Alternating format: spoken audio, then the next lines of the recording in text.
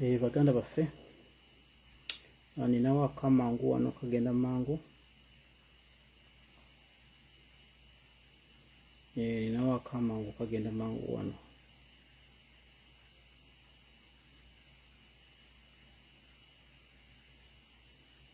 nje tukayisawo mangu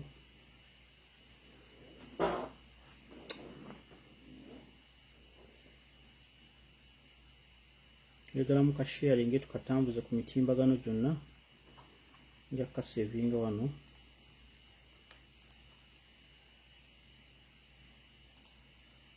nkaweereze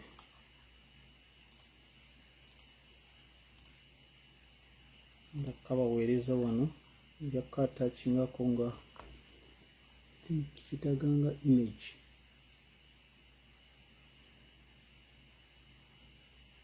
wekawatachinganga pdf simanyi nti pdf nyizo gya uploadinga ku Facebook. I'll try naye njagala feedback ya mukansooke nkawayitiremu mukategeere then tulyoke tukateeseeko kaakano wano. Okay, kati ekindeese wano bannaaye kubalaga atrocities ezigenda mu maaso e Uganda. Atrocities ezigenda mu maaso e Uganda zino tuli ku dictator Museveni's regime continuing to deploy staged road accidents to murder critics. Kati eno document njagala tugikwate tugitambuze tugitwale mba human rights tugitwale mbatu wonna abasobola nogivunula mu Spanish bano bagibawe kubanga omuntu gwe basse mu Spanish n'omukyalo omulala mu Sweden gwe basse mugikwate mugivunule mu nnimi ezo muzitambuze mu nsi ezo zonna zonna abazungu abo beegendereze nga bagenze Uganda kubanga kati Museveni olutala alugye ku bantu abali native kati alutadde ne kuba international dignitaries. Kati ngenda gibasomera wano kandabi wano ku sini wano bansolo gisharinga wano mushake mulindeko wano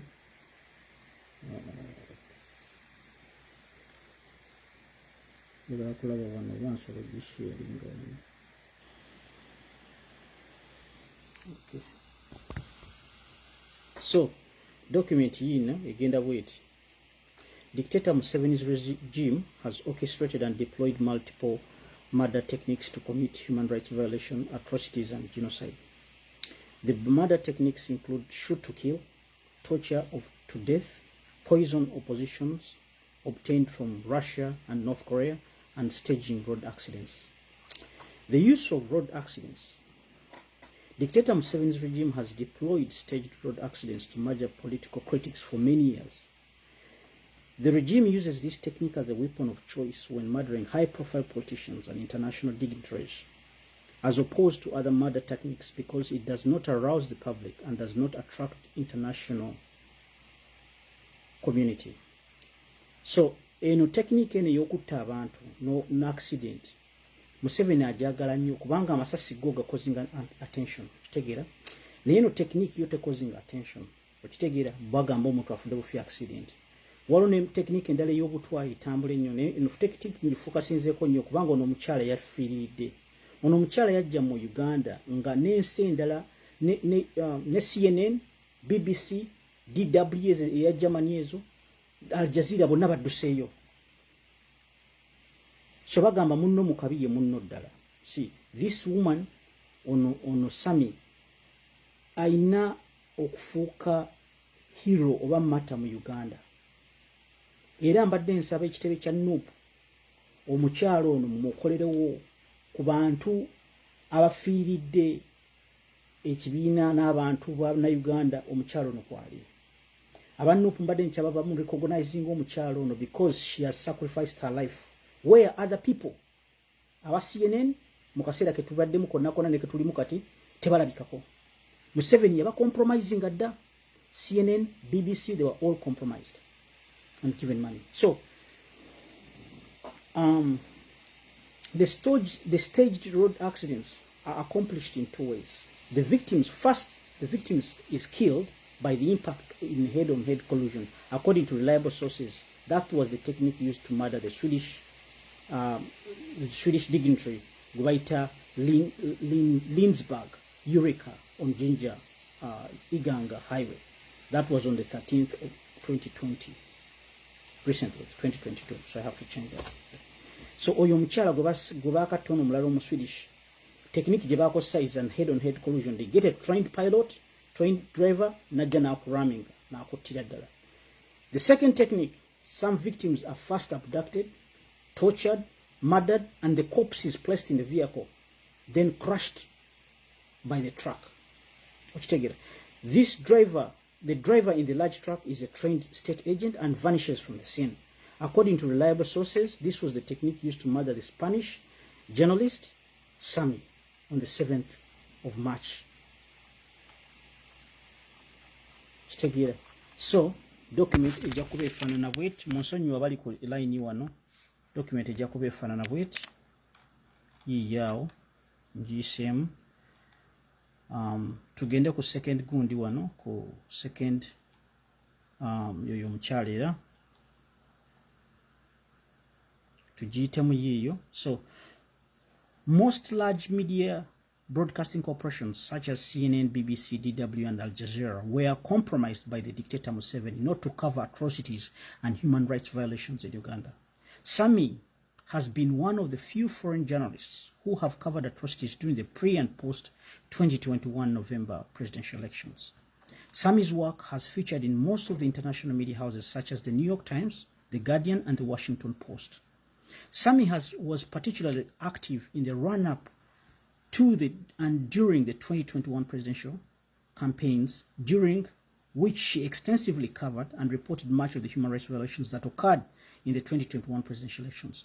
So this is credit to Sumy for risking her own life to expose atrocities and human rights violations of dictator Museveni. And these are some of the shots that were there. Era musobola okulaba arrows wano, wano ezo shots yazikuba ezo wano waliwo Kawakyagulanyi era yoyaawo. So let's go ahead.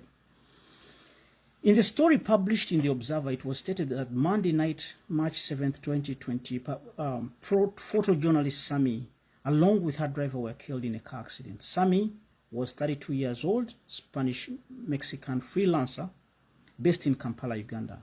She was killed together with her Ugandan driver, Thomas Mugisha, in the accident that occurred around 8:30 p.m. on Monday evening. So, Onomuchala Farida, the public relations officer in the police traffic and road safety department, says that the duo was killed in a head-on-head collision involving their vehicle, which is this RV4 vehicle, registration number UAS, and the Fuso truck, registration number UAL. In her statement, Nampija shows that Karaso, who was the member of the International Press Association of Uganda, and her driver died on the spot while the truck driver escaped from the scene. So yeah, efforts are underway to have him arrested, she said. The deceased's body was lying in Chiandongo mortuary pending post-mortem. So your driver, Gwaita Thomas Mugisha, this is the vehicle, this is everything, and these are the mourners here. Chiraba, those are the mourners. So let's go ahead. Your story, your story government, but there are several questions and suspicions surrounding Sumy's fatal accident together with her driver Thomas Mugisha along Kampala Gulu Highway in Chirandongo district. First and foremost, more than a week after her death, the Ugandan security are still holding Sumy's body hostage and want the remains to be cremated without the family's consent. So, the most important reason, number one, is that they want the body cremated, or cremating is where they burn the body, without the family's consent. Two, that's reason number one. Those are questions and suspicions. Let's look at the second suspicion. The Ugandan security usually holds the bodies hostage when they're concealing evidence, such as in the death of the Catholic bishop, Cyprian Kizito, who was murdered by strangulation and the death staged as a heart attack. And then we also have another high-profile murder that was the military personnel, Kasirye Gwanga. That was also, he was killed by a gunshot and it was faked as just a regular death. Let's go to the second suspicion. Sumy's personal driver, Thomas Mugisha, or his body, is still missing. Nobody knows where the body is for this driver. That's reason number 2. Then Sumy's communication gadgets, including her cell phone, is missing. See? Then also the other thing is that witnesses have revealed that the vehicle or the scene of the accident is not Sumy's personal vehicle. The vehicle shown in the picture was involved in an accident earlier. So those are 4 major reasons that cause a lot of suspicion. Then we go ahead to say that some reliable sources have revealed that Sumy did not die of an accident as it is alleged, but she was kidnapped by Muhoozi, son of dictator Museveni, and the personals and the SFC, with the help of her personal driver Thomas Mugisha. Thomas Mugisha was complacent with the SFC in kidnapping, and that's why his body is missing, because he was complacent in the kidnapping, and that's why of course he's missing. The sources go on to say that Sumy was severely interrogated and tortured to provide information about international contacts, where she was providing reports about human rights violations. The sources reveal that the Ugandan government is hiding Sumy's body and is pushing for incineration because the body was tortured and the body has torture marks, and that deviates from the cause of death as accident. It's also hard to believe that the driver of the truck involved in the hit and miss is missing, because it looks like he would have been injured too and is unable to run away. You see, if you're injured, we believe the truck that impact is so strong. Drivers can escape, but sometimes they're too injured to escape. Why are they always escaping? It should be noted that while Sumy, while she was in Uganda on several occasions, was summoned by the Ugandan security. At one point, Sumy was forced to flee from one of the opposition national platform press conferences in Kamwocha, citing threats she was facing from Uganda government during her work. During the 2020 presidential nominations, Andrew Mwenda, seen in the picture here, who is a state agent and spy, disguising as a journalist, posted one of the special media platforms that Sumy was a European spy and that she should be deported to Spain. The regime went on to track the late journalist until they succeeded to assassinate her and her driver. What is shocking and amazing is that the car was traveling in, and Figo, they claim, claimed to have been hit by her. On reaching the police station, the late phones were taken by the police and SMI to unknown destinations. So Andrew Mwenda is part of the complacent people. Andrew Mwenda is involved in the killing of this woman. So during her work in Uganda, 2021, Sumy interacted with Mugume. Sumy interacted with Mugume. This is another spy too. See? Sumy's death should be investigated, and international journalists should not trust local journalists, especially while working with the government. Those working with the government. They should do research on the journalists before interacting with them. So naively, you can see Sumy interacting with a spy. But this spy, you can see the spy right there. Ochitaba. Spy aline Museveni, spy aline Janet, the killer woman, and spy by ina firearms. Ochitegera. So let's go ahead here. We're almost done. So, although the Spanish journalist Sumy murdered on this has become the talesman Yabanga leader of staged road accidents by dictatorial regimes in Uganda, this technique has been used with multiple victims. We have the Swedish Lindsberg Eureka, who died in Jinja in Ganga Highway accident on March 13th. That was, I think, a couple of days ago. The accident comes hardly a week after Sunny's death. in Chirandongo. So this is another person. Katolaba ono. Track eri ojilaba wano. Driver na yaba afunye problem adduka mwatya. Okitegera. Then we go to Francis Ayume. Attorney General Francis Ayume was killed in a gruesome road accident at a blacks, and he died on the spot. That was in March 2004. We have Brian Bukenya. Brian Bukenya, 26, a lawyer who was about to complete a cadet office course at Kabamba Military School, sustained serious injuries in the accident on Mitiana Road and died in November 2009. That's according to the police. But we should remember that Brian Bukenya graduated with a law degree from Coventry University in the UK. Upon his return, he attended the cadet office course at Kabamba Military School. Muhoozi, that's it's alleged, was jealousy that Brian was smarter and a potential future presidential competitor. He plotted and murdered Brian. Brian was kidnapped, murdered, and the body placed in a staged accident. The autopsy revealed torture, not accidental impact, as the cause of death. Let's go on. There is Father Joseph Mubira, who was killed in an accident in Mitaramaria, Uganda. There is Herman Basude.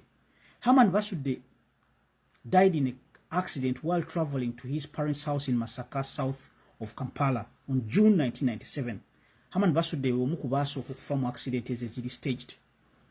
Herman Basude produced some songs such as Bas Dunia that criticized the dictatorial regime. He was murdered in a hit-and-run accident on Masaka Road. We have Anthony Sekweyama, Democratic Party President aspirant and Public Secretary. Anthony Sekweyama died in a car accident in October 2000.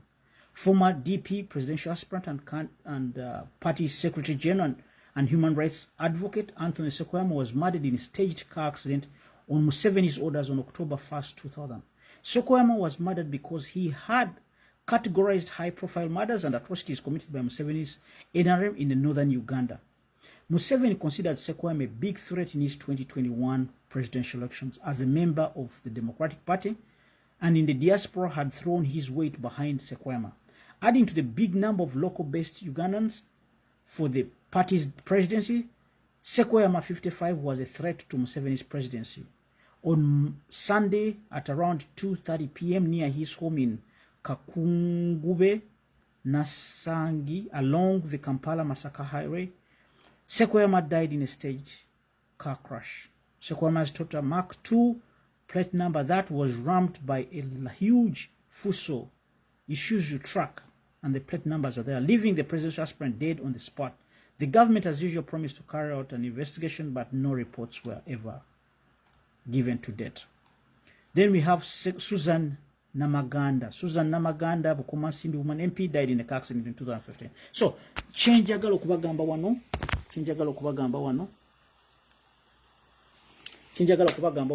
Nina abantu only 7 people. I know there's more people who have died in these staged car accidents. If you can send me an email on musevenigenocide@gmail.com, I will be able to include all those names into this report, and then we can publish this report.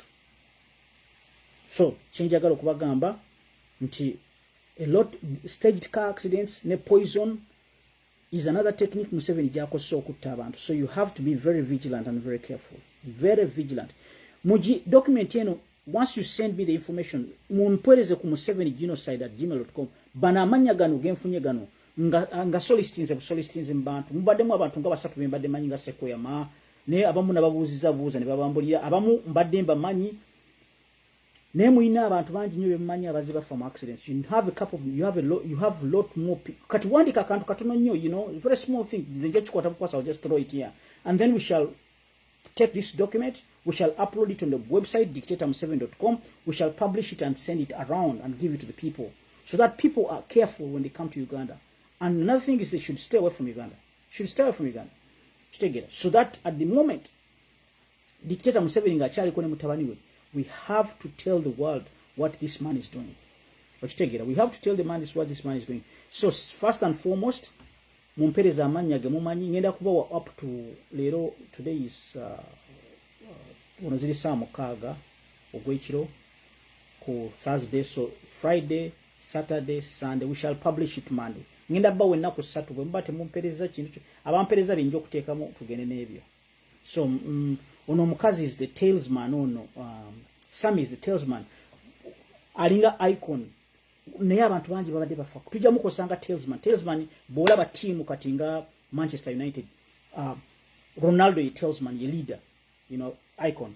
Bw'olaba PSG, Mbappe, leader, is a talesman. So, talisman or talesman, whatever it is. Nayenga chenjagalo gamba ono mukyala gwe twagala okukozesanga talisman okulaga atrocities. Kubanga people are going to relate to this. People are going to relate to the atrocities that have been, and this, especially the staged car accidents, because it hits at home. Batandise okufiirwa bafiiriddwa abazungu kati babiri. Waliwo n'abazungu abalala abatomerwa boda mu Kampala omwo abali ku boda mpulira baali bajja mani motoka nejja ne bakuba omundi gumu. Ebyo yali staged accidents n'embeera bidde. So bw'oba bamanyi ng'omanyi information yaabwe gwe mpereza bweza ka emails nja kwata bukwasi nteeke muno nziruse kubanga nange obudde siina bannaye. Obudde nange siina ninga mmwe nina ebizibu nange byange, nina abaana, nina ebikola emirimu gyange, nina ebintu byange bintawaanya. So okufuna obudde okuwandiika ebintu bino mbijje ku Facebook na internet ku solicitinga gudduka eno information emu njijje kuba just abantu gye bapostinga ne tugicompilinga ne tugiteeka mu central database because ebeerewo omuntu bw'agenda ku website eyo dictator7.com ajja kuba asobola okulaba kiki omusajja kyakoze. So waliwo n'ebirala kati ng'ebya we are going to document everything, tortures, you know, the tortures, abductions, abantu bonna be bakutte Museveni bonna abali mu concentration camps zonna gy'abatadde, abaana bonna abali mu mugundi abatalina kumwasirizi bonna abali mu ekitaliya. Waliwo ne Museveni ayina safe house ye, ono mukazi Janet ayina safe house ye, Salim Salah ayina safe house. Kati ng'ovudde ku kitaliya abali mu kitaliya omwo waliwo abantu abali mu bifo bye tutamanyi mu safe houses omwo. Era bwe mulaba ebiyumba byebazimbye mu Uganda omwo nga tokitegeera mubikoleko research mubizo okuba bi safe house. Abantu babeera omwo nga babasibidde omwo babakuba babatta babatugumbula omwo emiramu ne bagitwala ne bagiziika mu bifo bye tutamanyi abagimu ne bajooca n'ojooca. So twerwaneko bwe tugamba okwerwanako kiki batutegeeza twerwaneko masajja n'abasobola okubaako kye mukola kyonna mu kubudde nga buno. Mulabe aba Ukraine tubayigireko kwekubira omulanga. Olina okuba omulanga. Obuzibu tuyina right now is that we are not doing enough in terms of publicizing this information. You know, let's share this information. Let's report this information. Tuberenga Ukraine. Let's call upon the world and let them know about what's happening. Don't just keep quiet. Do not keep quiet. Don't keep quiet about what's going on in Uganda. Make sure you make the loudest noise consistently. Waliwo abadde babuuza ku Ayume Sayume negundi on Olanya, whether he dies or not, really, Kuruno, he's not the biggest fish we are after. We are after Museveni and his people, and you know the cluster family, the clustered family, and immediate family. Ono Olanya is just a scapegoat, honestly. Museveni ni agenda no mwetira. You know, Olanya is not. I don't think he's worth my time right now. He's not worth my time. Olanya tali worth my time right now. Akolera Museveni naye right now no sense. Museveni nyini kati yali mukutta abantu is the main target right now. Yatta abantu kati kitegeera. So we should be looking out for this man. This is the man who's killing people. Museveni is the one killing people. So the website right now is called dictator7.com. That's where we're going to upload it. But I have an email here, museveniggenocide@gmail.com. Go ahead and send me the list of names of the people you suspect died in staged car accidents. Tuli ku staged car accidents kati. Next time tujja kwata topic endala ya torture. Tugiveeko tukwate topic endala ya abductions. Sibwetu tujja kola mu batches. So mumpereza information hiyo tugicompiling, mutandiko gitambuza njaje publishing, mutandiko gitambuza wonna munsi yona gye muli mugivundule mu Germany, mu Australia, mu luki munimi zona mwagala. Translate it in all the languages, but first give me extra names. I know we only have 8 names here, but I know there's more people. There's quite a number of people. I've had a lot of accidents over the time that I lost track. I only have 7 here. I need more names. I need more names to come to speed so that we have more evidence, and it sounds solid if we have more numbers of people. So we have to build our case. Omusajja ono bamumanye engeri gy'azattamu abantu. Kati tujja kudda ne ku poison. Waliwo abantu bazatta poison ba medion wa human rights. Waliwo bano bazze batuga obutuzi nga Cyprian Kristo bamutuga nsimu ne bagituga ne bamuteeka ne bagamba afudde heart attack. Ngate the day before he was ali atambuza kubo lya musalaba. Waliwo abantu bangi nnyo Museveni bastidde mu poison. You know, a poison no topic in Dala by itself. So I'm just here to go through these things very fast. Once we have the information on us like this, you know, it becomes easy for other people to run off with the information. But when information in God publishes a piece of paper like this, especially in societies, in Western societies, in Jibagala writing. But once you write down something and you already have it, it's very easy to move information. It's very easy to justify, to tell people why we are really fighting, why we are really struggling here. You know, we need to build our case. Abazungu batandise okukiwulira mu Museveni kyabakola kyobalaba nga human rights bavuddeyo ne bajja.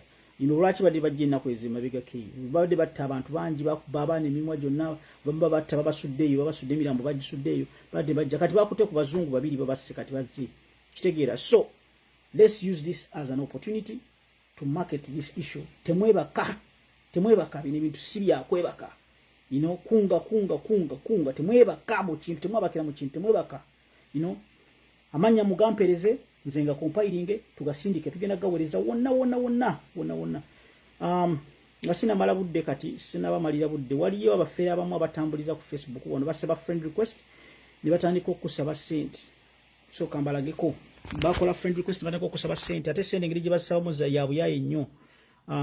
Bakola bagamba nja kubalaga kino waliwo ekiwala kiri kimu kiri wano kyazze ne kesi no tugenda giteekayo na ku poliisi alina okukiri kuno naye kesi twagitaddeyo danda ku poliisi. Waliwo ekiwala kiyikyawo kyeyita kirabika nakyo kivandima kyeyita Keishu Grace okiraba kiikyo Keishu Grace kiyikyawo kiraba kiikyo kiwala kivandima kiikyo Keishu Grace kiri mu mugundi mu Long Beach California kiri California kiyikyawo naye kikugamba nti IMF egaba sente egaba omutwalo gumu mu 1200 ogw'esente kitegeera kati nga kikusindikira website yene eri fake website bw'ogigendako ng'ekuleetera omusajja ono omulaba oyo omusajja we mukuleetera nga ekola ki nga akubuuza what's your date of birth, marital status, sex, nationality, job, phone number, bank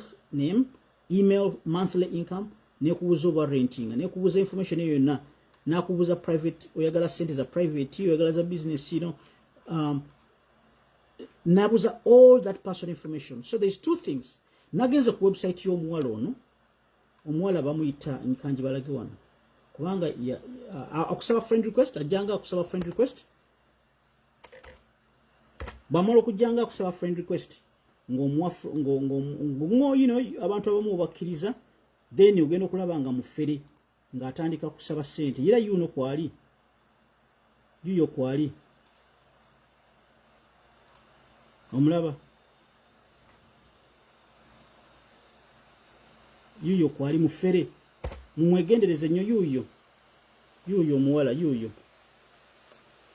omuwala oyo mufere oyo omuwala oyo gomulaba oyo mufere era ali California Long Beach bamuyita Keishu Grace yuyo omulaba asaba abantu sente ate alina ebifere bibakola ebintu byabwe ebifere bibakola era omulaba muvandima yuyo ali Long Beach abantu be Long Beach California mwetegereze ayinza n'okubba wala abantu bangi nnyo abankontaktize nga bagamba bababye sente zino eza visa biki ebyo kati ono ye ayita mu bya IMF okitegeera abagala okulaba ku message ze awandiika bi message ebyo nga kusaba sente za IMF nti alina ebintu bya IMF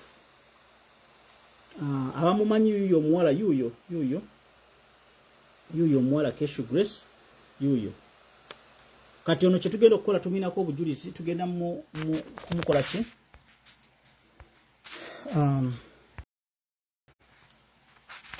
obujulizi tubuyina tugenda kuteekayo police report badiringe n'aba police you know kubanga kati ali mu America ino opportunity naye ali mu kufera abantu ali mu kubba abantu akusaba information yeyo be bantu bana abakolera ne Museveni bano.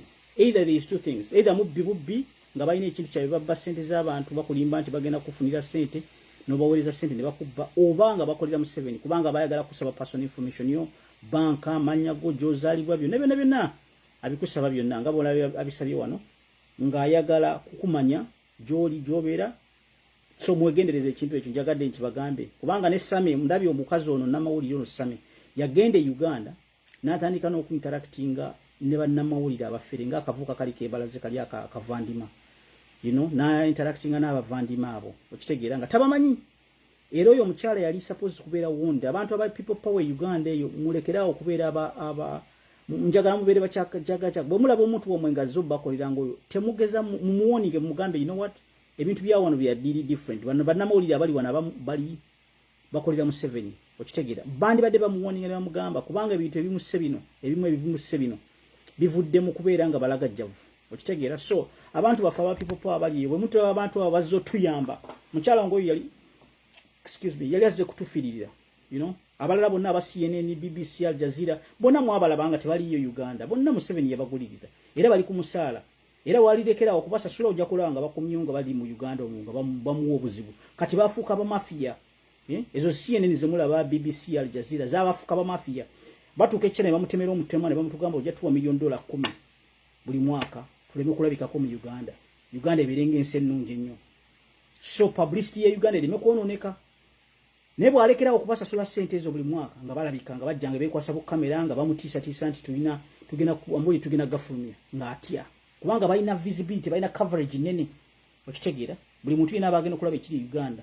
So kati bana abakyala ngaabo abamu abo independent independent journalists be batuyamba ne bajja ne bakavalinga amawulire gaffe agali Uganda ago at least okufuna visibility gye tubalete tufuna. So omukyala ngoyo bwandibadde mu muwoninga nti abantu abo bafere okitegeera ne ba driver bafuna abo mubagamba mbayambe muyambe abantu baffe mubeere organized ku ground ya mubeere organized.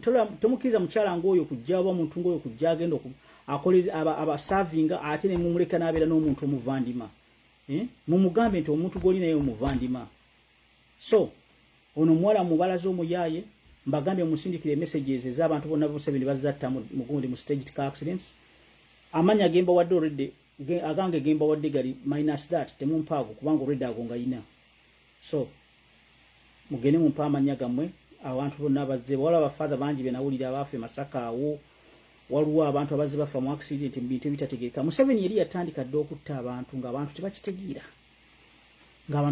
kati nga mutabani wa Bukenya yali nganga yesiba ku Museveni nga tamanyi ate bo bamule mumuyiya kitegeera. Kati mutabani we ne bamutya bamulaba mugezi bamulaba ataasoma bulungi umuhozi n'amutta Gilbert Bukenya n'alaluka. So oyinza okulowooza nti goli eyo okolera Museveni nti goli wanjawulo nnyo naye Museveni talinaako mukwano. They have no friends, they are not loyal people by their nature. Tebali loyal, babbi batemu basi kitegeera. Kati labo mwala ng'ono muvandimwe ono alina opportunity banne bali eri mu Saudi Arabia, Middle East eyo tebalina na opportunities. Kyo kiri wano kiri mu kubba kiri mu kubba you know, kiri mu kubba kufera bantu. So kyogenda nafuna omulimu n'akola oba n'asoma naye ali mu kubba. Abavandimwe bwe batyo tebamanyi kukola, bamanyi kubba. Ali mu nsi kubanga wano ensi ya kukola tabamanyira kukola, bamanyira sente za kubawa bwi kubba kufera. Twangwe banaye tujje ensi tubejje kuba n'abantu si bantu zino, they are not people. Bantu bali awo babbi batemu basi bebali mu bebe manyi ebyo byokka.